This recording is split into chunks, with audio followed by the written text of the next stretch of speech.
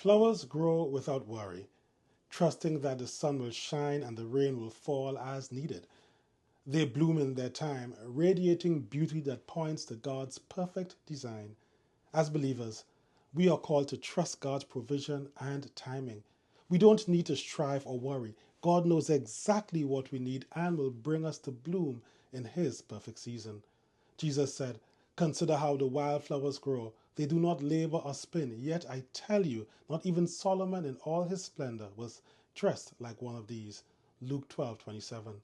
Let the flowers remind you to trust in God's faithfulness and His care for your life.